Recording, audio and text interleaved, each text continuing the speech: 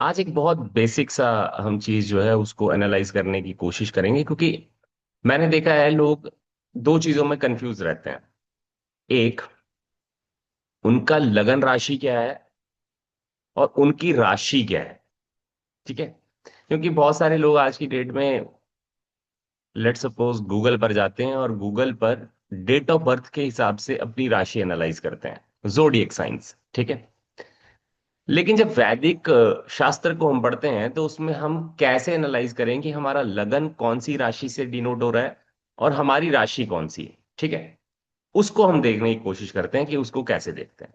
तो आप सबने देखा होगा बहुत कॉमनली एक हमारे पास कुछ इस तरह का कुंडलिनी नजर आता है, जिसके अंदर ऐसा समझ लीजिए कि एक घर को 12 भागों में विभाजित किया है। एक घर के 12 हिस्से कर दिए गए हैं।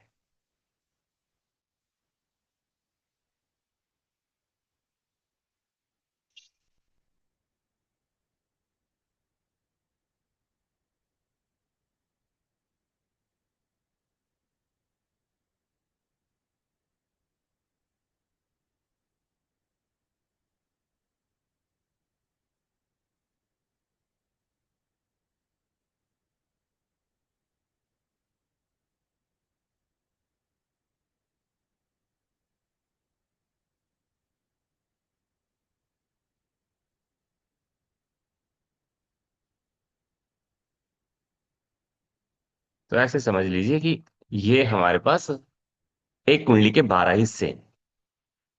काल पुरुष कुंडली मतलब जिसको हम बेसिकली संज्ञा लेकर जिससे हम सीखने की ट्राई करते हैं, उसके अंदर क्या होता है, उसके अंदर ये होता है कि ये फर्स्ट हाउस है। ध्यान दीजिएगा मैं क्या कहने की कोशिश करूंगा। ये फर्स्ट हाउस है, ये फिक्स है, ये चेंज नहीं होगा। ये हाउस का मतलब हाउस ही रहेगा, चेंज नहीं कर सकते हैं।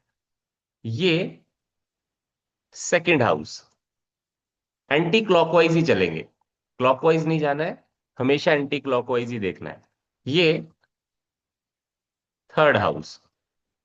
ठीक है, उसके बाद this is fourth house.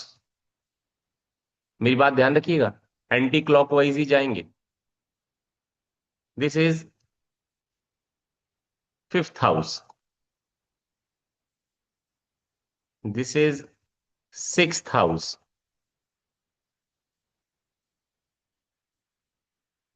This is seventh house.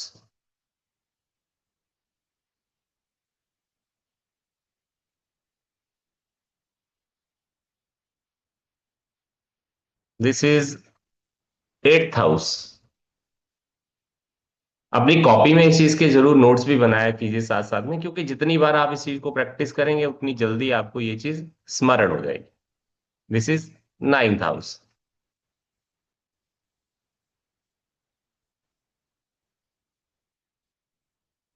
This is tenth house. ठीक है, उसके बाद this is eleventh house and the last twelfth house. अब ऐसा समझ लो आपकी एक घर में 12 कमरे हैं, तो कमरे अपनी जगह से हिलेंगे नहीं, कमरे अपनी जगह से हिलेंगे नहीं। तो ये पहला कमरा है, ये दूसरा, तीसरा, चौथा, पांचवा, छठा, सातवां, आठवां, नवा, 10वां, 11वां और 12वां। तो हॉरोस्कोप में जब हम इन कमरों की बात करेंगे तो हम इनको हाउसेस का नाम देते हैं। That is first house, second house, third, fourth, fifth, six, seventh, eighth, nine, tenth, eleventh, twelfth. इन कमरों में अलग अलग सामान हो सकता है। ये भी हो सकता है एक कमरा किसी एक व्यक्ति का, दूसरा कमरा दूसरे व्यक्ति है। ठीक है, तो इन घरों के भी कुछ सिग्निफिकेशन है जो हमें कुछ चीजों के बारे में बताते हैं। उसके बारे में मैंने आपको पहले भी समझाया हुआ है। आप उस चार्ट्स को जरूर एनालाइज करिएगा, ये हम बाद में भी डिकोड करेंगे कि ये फर्स्ट हाउस सेकंड हाउस हमें क्या बताता है। जैसे नॉर्मली जो हमारा फर्स्ट हाउस है, ये फर्स्ट हाउस बताएगा मेरे बारे में। मैं, तो मेरे बारे में सारी चीजें बताने की काबिलियत जो है वो पहले घर के बारे में है। लेकिन ये मेनली किसी भी ह्यूमन बीइंग का, किसी भी पर्सन का जब हॉरोस्कोप में पहला घर आप देखेंगे तो वो बताएगा तनु भाव। इसको बोलते हैं तनु भाव। हाउस के लिए हम हिंदी में क्या वर्ड यूज करते हैं, दैट इज भाव। तो पहला भाव को एक संज्ञा दी गई है, दैट इज तनु भाव। इसको क्या बोलते हैं, मैं यहां लिख देता हूं ताकि आपको इसमें कोई कंफ्यूजन ना हो। दैट इज तनु भाव। क्या बोल दिया, तनु भाव। तनु का मतलब तन। मेरा जो फिजिकल स्ट्रक्चर है उसके बारे में अगर मुझे एनालाइजेशन करना हो, ऊपर से नीचे तक, हेड टू टो, तो मेरे को किस चीज को एनालाइज करना चाहिए, मेरे को पहले घर को ही एनालाइज करना चाहिए। दूसरा, सेकंड हाउस। अब सेकंड हाउस हमें क्या बताएगा, ये बताता है धनु भाव। क्या बोलते हैं इसको, धनु भाव। धनु भाव का मतलब हुआ धन के बारे में बताने वाला। तो दूसरा भाव हमें धन के बारे में बताता है। ये सही समझ आ गई। तीसरा, थर्ड हाउस, भातृभाव। भातृभाव, ठीक है। मीन बाय भ्राताओं का घर। अब यहां पर भ्राताओं का मतलब हुआ जो हमारे छोटे भाई बहन हैं, उनके बारे में जो भाव से हम एनालाइजेशन करते हैं वो तीसरा भाव, ठीक है। चौथा भाव, दैट इज मातृभाव। मातृभाव मतलब माता का घर। चौथे हाउस को हमने या चौथे भाव को हमने माता के बारे में डिकोड करने के लिए अगर किसी के हॉरोस्कोप से बताना हो तो हमें फोर्थ हाउस एनालाइज करना पड़े। इसको सुख स्थान भी बोला जाता है। चौथे ही भाव से हम किसी व्यक्ति का मानसिक सुख या उसके जीवन में आने वाले सुखों के बारे में भी पता करते हैं। इसके अलावा ये सुख जो है वो आपके पास घर का सुख भी हो सकता है, ये गाड़ी का सुख भी हो सकता है, ये किसी व्यक्ति का फैमिली का सुख भी हो सकता है। ये सारी एनालाइजेशन चौथे भाव से ही करते हैं। ये भी चीज समझ आ गई। उसके बाद आता है पांचवा भाव। पांचवें भाव को बोलते हैं शिक्षा। शिक्षा भाव, ठीक है जी। तो पांचवें घर से किसी व्यक्ति की शिक्षा के बारे में देखेंगे कि उसकी शिक्षा क्या हो सकती है। उसको एनालाइज करने के बहुत सारे तरीके हैं। इसके अलावा पांचवें भाव से आप बहुत सारी और चीजों को भी देखते हैं कि व्यक्ति की क्रिएटिविटी किस चीज के अंदर हो सकती है। वो क्रिएटिविटी भी पांचवा घर देता है। स्पोर्ट्स, स्पोर्ट्स की एक्टिविटी के बारे में भी अगर देखना हो तो पांचवें घर से ही देखा जाता है। गैम्बलिंग्स, स्पेकुलेशंस, शेयर मार्केट, ये सारी चीजें आप पांचवें घर से देखते हैं। चिल्ड्रन, बच्चा होगा नहीं होगा, कौन सा होगा, किस पर्टिकुलर आपके पास जेंडर का हो सकता है, होगा या नहीं होगा, वो भी पांचवें भाव से हमें देखने को मिलता है। तो फिफ्थ हाउस हमें इन चीजों के बारे में भी बताता है। छठा भाव, इसको बोलते हैं रिपु भाव। क्या बोलते हैं, रिपु। रिपु भाव। तो इसमें क्या आता है, रोग ऋण शत्रु। रोग ऋण शत्रु के बारे में अगर एनालाइजेशन करना हो तो सिक्स्थ हाउस को देखना पड़ेगा। अब इसको ऐसे कैसे समझे, देखिए इसको कंपटीशन का भाव भी बोलते हैं। किसी व्यक्ति ने या बच्चे ने कंपटीशन में अपीयर करना है, लेट सपोज अपीयर करना है, तो ये देखना हो कि वो बच्चा सफल होगा उस कंपटीशन में या नहीं होगा, तो उसके लिए छठे भाव का एनालाइजेशन बहुत अच्छे से करना आना जरूरी है। इसके अलावा ये छठा जो भाव है ये हमें जॉब के बारे में भी बताता है। तो किसी व्यक्ति की जॉब की एनालाइजेशन भी छठे भाव से की जाती है। अब किसी व्यक्ति को अगर बीमारियां हो रही हैं, लेकिन बीमारियां कौन सी हैं, ध्यान दीजिएगा, एक्यूट बीमारी जो ज्यादा लंबे समय तक नहीं चलती है, वो भी हम छठे भाव से देखते हैं। तो ये भी बेसिकली यहीं पर आएगा। लोन्स के बारे में अगर हमें देखना हो कि लोन्स व्यक्ति ले सकता है नहीं ले सकता है, लोन भर पाएगा नहीं भर पाएगा, लोन से उसको परेशानी तो नहीं हो सकती, ये भी छठे भाव से ही हम चीज देखते हैं। छठे भाव से एक चीज और देखी जाती है, हमारे शत्रु। ये शत्रु प्रत्यक्ष शत्रु हैं, पर यह ध्यान दीजिएगा, ये सामने ही आपको नजर आते हैं। ये ऐसे शत्रु हैं छठे भाव से। तो इन शत्रुओं के बारे में अगर आपको देखना हो कि ये हार्म करेंगे आपको या नहीं करेंगे, ये सारी चीजें भी छठे भाव से ही देखी जाती हैं। उसके बाद आती है दैट इज सेवंथ हाउस, इसको बोलते हैं जाया भाव। जाया भाव, जाया भाव, जाया को यहां पर कॉमनली यूज किया जाता है, दैट इज जो हमारा पार्टनर है। किसके बारे में, दैट इज द पार्टनर। हमारा पार्टनर कैसा होगा, लेट सपोज हमारी शादी, तो शादी जो है वो भी सातवें भाव से ही देखी जाती है। इसीलिए इसको जाया भाव, क्योंकि ये मेल की कुंडली के हिसाब से जाया वर्ड जो है वो फीमेल के लिए यूज कर दिया गया, लेकिन जाया भाव यहां पर पार्टनर का भाव। तो सातवें घर से पार्टनरशिप्स को भी देखा जाता है, मैरिजेस को भी देखा जाता है, मल्टीपल मैरिजेस को भी देखा जाता है। इसके अलावा बिजनेस पार्टनरशिप्स को भी देखा जाता है, बिजनेस को भी देखा जाता है। ये भी सातवें भाव के अंदर ही आती है ये सारी। इसके अलावा जो रिटेल शॉप्स होती हैं वो भी यहीं पर आती हैं, सातवें भाव से ही उस चीज को देखा जाता है। इसके अलावा सातवां भाव प्यार का भाव भी है। पांचवा house, fifth house and the seventh house, दोनों रिलेशनशिप के हाउसेज हैं। लेकिन पांचवें हाउस से हम देखते हैं कि किसी व्यक्ति का लव अफेयर, और सातवें भाव से देखते हैं कि प्यार के साथ उसकी शादी हो सकती है या नहीं हो सकती है। तो वो सातवें भाव से एनालाइज करना पड़ता है, ये ध्यान दीजिएगा, ठीक है।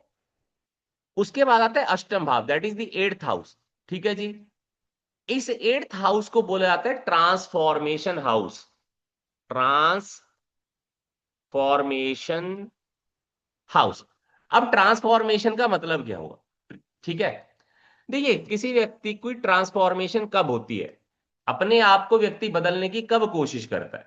वो अपने आप को तभी बदलने की कोशिश करेगा जब बहुत बड़ी परेशानी आई। बिना बड़ी परेशानी के वो व्यक्ति अपने आप को चेंज नहीं करता है। तो किसी भी बड़े परेशानी के बारे में अगर आपको एनालाइज करना है तो वो एट्थ हाउस से एनालाइज किया जाता है, ये भी ध्यान रखिएगा।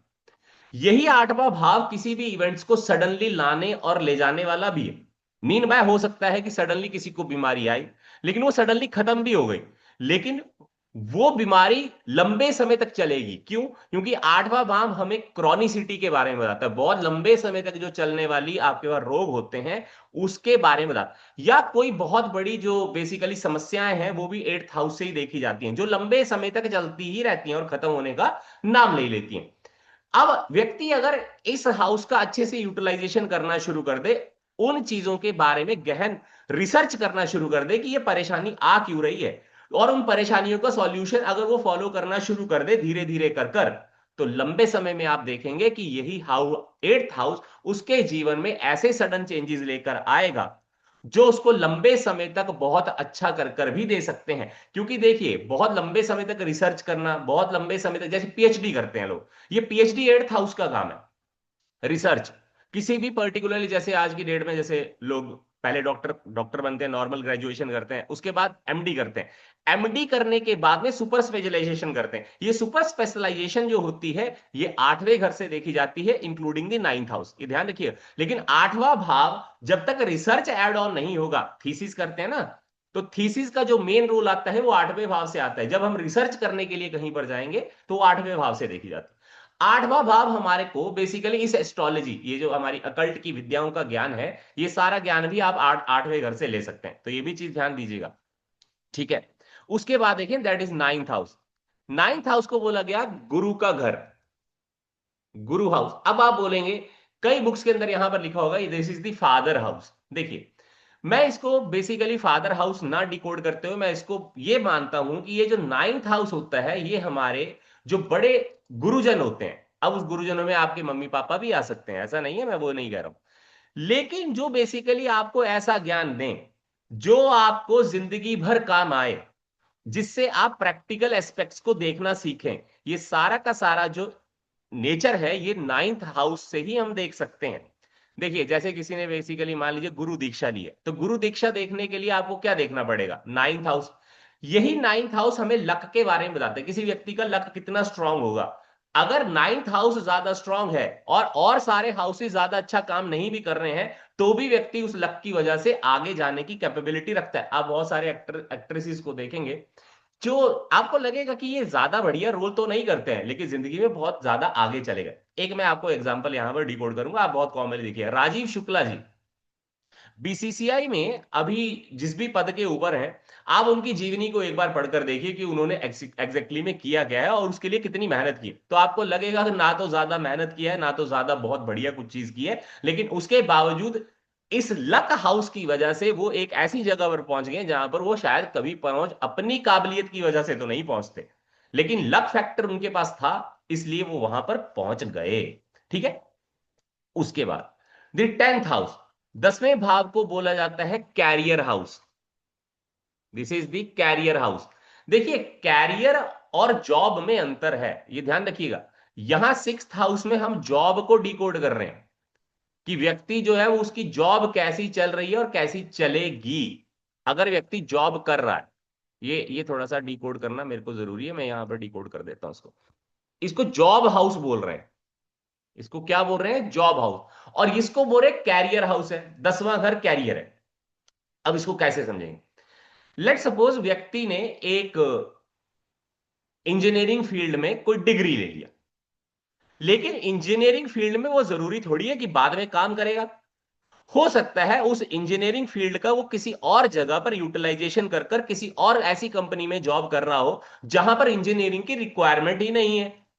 तो कैरियर तो उसने व्यक्ति इंजीनियरिंग का ही बनाया है, लेकिन हो सकता है बाद में वो जॉब इंजीनियर की ना करे। तो अगर वो इंजीनियरिंग की जॉब नहीं कर रहा है, इंजीनियर की जॉब नहीं कर रहा है, लेकिन वो जॉब कर रहा है, तो वो हमें छठे घर से देखनी है। अगर व्यक्ति का कैरियर किसमें ज्यादा बढ़िया हो सकता है, वो हम 10th हाउस से देखते हैं। इसी 10th हाउस से हम ये भी देखते हैं किसी का रेपुटेशन कितना अच्छा होगा, इस व्यक्ति का रेपुटेशन कितना अच्छा है, इस व्यक्ति की प्रमोशन होने के चांसेस कितने अच्छे होंगे, ये भी 10वें घर से ही देखा जाता है।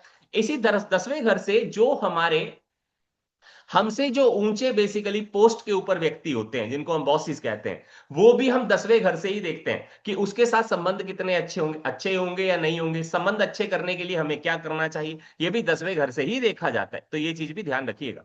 ठीक है। फिर आता है 11वां घर। इस 11वें घर को बोला जाता है बंधु घर। बंधु। ठीक है। अब ये बंधु कौन है? बंधु होते हैं बेसिकली जो हमारे फ्रेंड्स हैं। इन फ्रेंड्स के लिए यहां पर संज्ञा दी है मैंने, दैट इज बंधु घर। अब देखिएगा, 11वें घर का एक इंपॉर्टेंट चीज ये है कि ये बंधन में बांधने वाला घर है। अब ये बंधन में बांधने वाला घर क्यों है, इसको देखिए। क्योंकि 11वें घर से किसी भी व्यक्ति की इच्छाओं की पूर्ति के बारे में हम देखते हैं। अब व्यक्ति की तो मल्टीपल इच्छाएं हैं, वो जितनी ज्यादा इच्छाएं अपनी बताता है या कुछ भी बोलता है, वो 11वें घर से रिलेटेड कारक तत्वों के अकॉर्डिंगली ही हमें बताता है। अब यही घात 11वां घर किसी व्यक्ति की इच्छा पूर्ति कैसे हो सकती है, इसके बारे में भी बताएगा। लेकिन इसी 11वें घर से आपके जो बड़े भाई बहन होते हैं उसको भी देखा जाता है। छोटे भाई बहन को हमने बोला था 3rd हाउस, दैट इज भातृ भाव से हम देख रहे हैं। और बंधु भाव से हम देख रहे हैं जो हमारे बड़े भाई बहन होते हैं उनको 11वें भाव से देख। तो क्या आपका बड़ा भाई होगा या नहीं होगा, बड़े भाई का जीवन कैसा चलेगा, वो भी 11th हाउस से हम देख सकते हैं। बड़े भाई के साथ आपके संबंध कैसे रहेंगे, वो भी हम यहां से देख सकते हैं। आपका जो फ्रेंड सर्कल होगा वो कैसा होगा, उसको भी 11वें घर से देखा जा सकता है। आपकी कितनी इच्छाएं हैं, वो इच्छाएं पूरी होंगी या नहीं होंगी, किस तरह से पूरी हो सकती हैं, ये भी हम 11वें भाव से ही देखते हैं। क्लियर हो गया जी, ये भी इंपॉर्टेंट है। उसके बाद आता है 12वां घर। अब ये 12वां घर भी बहुत इंपॉर्टेंट है। क्यों इंपॉर्टेंट है?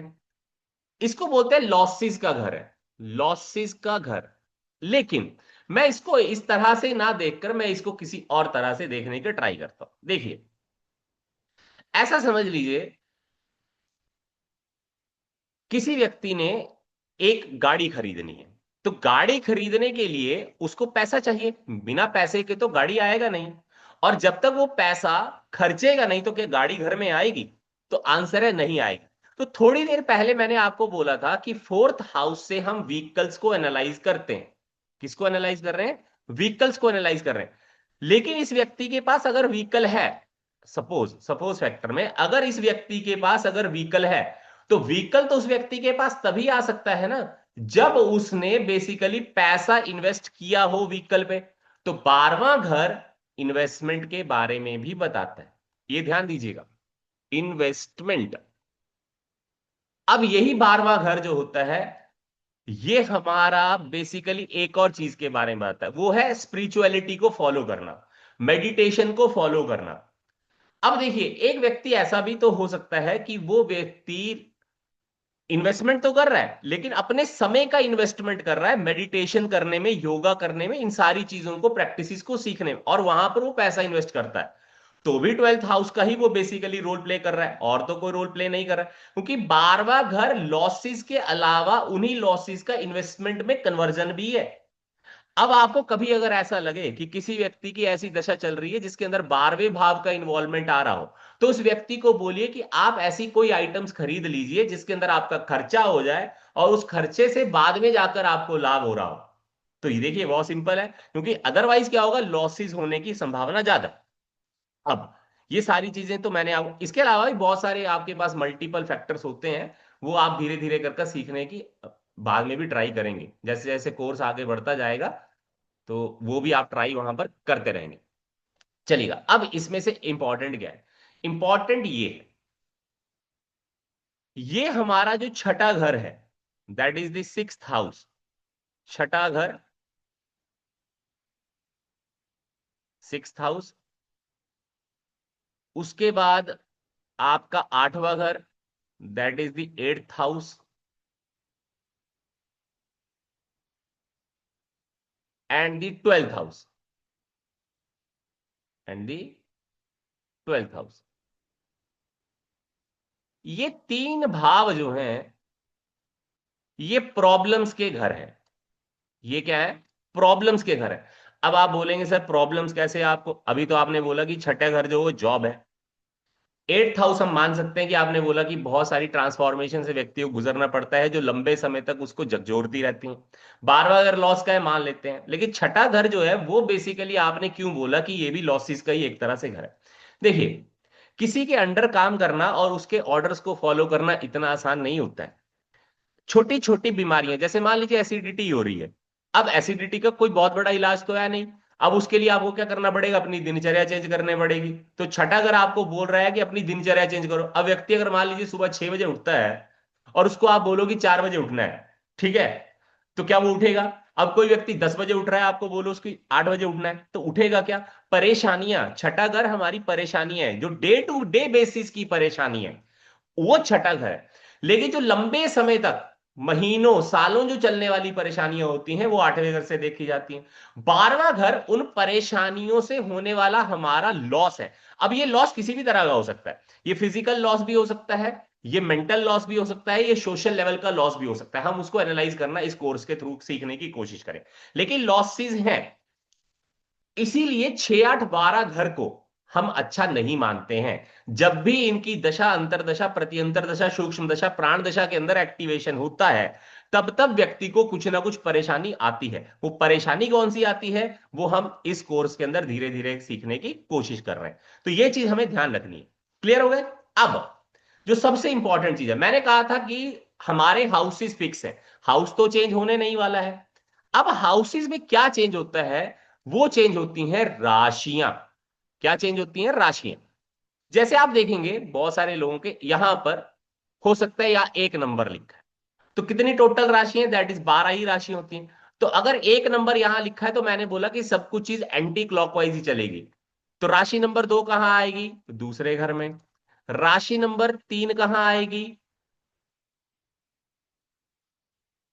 तीसरे घर में।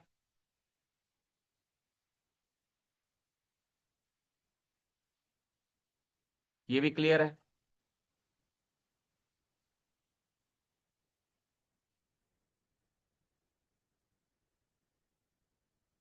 ये आ गई तीसरे घर में।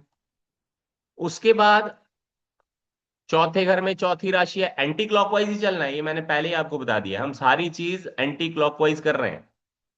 ये 5,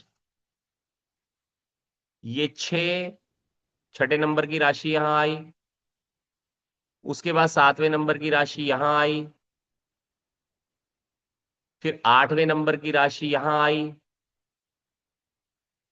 फिर नवे नंबर की राशि यहां आ गई। 10वें नंबर की राशि यहां आ गई। 11वें नंबर की राशि यहां आ गई। अब 12वें नंबर की राशि यहां आ गई। ये बहुत सिंपल डिकोडिंग है, ठीक है। लेकिन ऐसा तो नहीं हो सकता है कि सबके पहले घर में पहले ही नंबर की राशि लिखी हो, क्योंकि हर व्यक्ति का एक स्पेसिफिक समय पर जन्म हुआ और एक स्पेसिफिक टाइम पर ही उसका जन्म हुआ, डेट पर जन्म हुआ और एक स्पेसिफिक प्लेस पर उसका जन्म हुआ। तो ये तो नहीं हो सकता है कि वर्ल्ड के जितने भी लोगों का जन्म हुआ हो एक ही समय, एक ही डेट और एक ही बेसिकली प्लेस पर हुआ हो। तो अब होगा क्या कि पहले घर के अंदर हो सकता है इन 12 राशियों में से कोई भी राशि आ जाए। जैसे सपोज फैक्टर में यहां पर अभी राशि जो है अभी आपको देखने को मिल रही है, दैट इज 1 नंबर। एक नंबर की राशि यहां है, बोला मैंने। तो हम बोलेंगे कि इस व्यक्ति का जो लगन है वो मेष लगन का व्यक्ति है। तो लगन राशि कौन सी है? मेष, क्योंकि एक नंबर राशि मेष के बारे में बताती है, 2 नंबर राशि वृषभ राशि के बारे में हमें पता लगता है, 3 नंबर राशि दैट इज मिथुन के बारे में पता लगता है। 4 नंबर कर्क, 5 नंबर आपके सिंह, 6 नंबर कन्या, 7 नंबर तुला, 8 नंबर वृश्चिक, 9 नंबर धनु, 10 नंबर आपके पास बताती है दैट इज मकर, 11 नंबर कुंभ और 12 नंबर मीना राशि। ठीक है जी।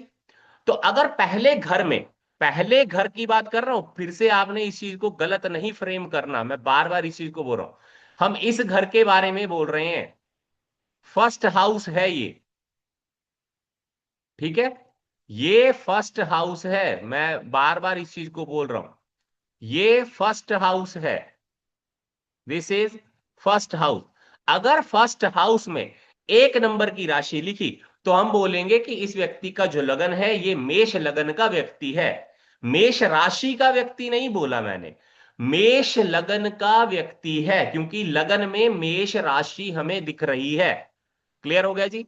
अब यहां पर लेट सपोज बोल रहा हूं, मान लेते हैं यहां पर 5 नंबर की राशि लिखी हो, यहां 5 नंबर लिखा है, तो आप क्या बोलेंगे कि ये व्यक्ति का जो लगन है वो सिम्हा लगन है। कौन सा लगन हो गया? सिम्हा लगन। 5 नंबर की राशि है। अब एंटी क्लॉकवाइज हमें राशियां लेकर जानी है, तो दूसरे घर में कौन सी राशि आएगी 5 नंबर के बाद? यहां देखते चलिएगा, तो 5 नंबर के बाद कौन सी राशि आएगी? 6। यहां पर कौन सी राशि लिखूंगा मैं अब? 6 नंबर राशि। ठीक है, अगर 5 थी ना यहां पे तो 6 नंबर आ जाएगी। अब यहां पर कौन सी आएगी? 7 नंबर, दैट इज तुला राशि यहां पर आएगी। फिर यहां पर 8 नंबर राशि आ जाएगी। यहां पर 9 नंबर राशि आ जाएगी। यहां पर 10 नंबर राशि आ जाएगी। यहां पर 11 नंबर राशि। एंटी क्लॉकवाइज ही जाना था ना, और थोड़ी कुछ करना है हमें, ये ध्यान रखिएगा। राशियां भी एंटी क्लॉकवाइज ही लिखी जा रही हैं और घर भी एंटी क्लॉकवाइज ही हैं। ये 12 नंबर राशि यहां आ गई। फिर 12 के बाद आकर 13 नंबर नहीं आएगा ना, क्योंकि 12 ही राशि है, 12 ही घर है। तो 12 के बाद फिर से क्या आएगा? 1 नंबर। तो ये 11 नंबर राशि यहां आ गई, सॉरी 1 नंबर की राशि यहां आ गई। फिर यहां पर 2 नंबर की राशि आएगी, दैट इज वृषभ। अब वृषभ यहां आ गया। और यहां पर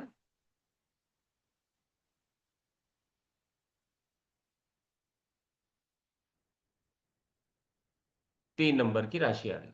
कहीं गलती हो गई क्या? या 4 आना चाहिए था। 5 6 7 8 9 10 11, ओके सॉरी, यहाँ 12 आएगा। 12 आएगा ना, आपने मुझे बोला नहीं किसी ने, ये 12 आ गया। फिर यहाँ क्या आएगा? 1 नंबर। यहाँ पर क्या आएगा? 2 नंबर।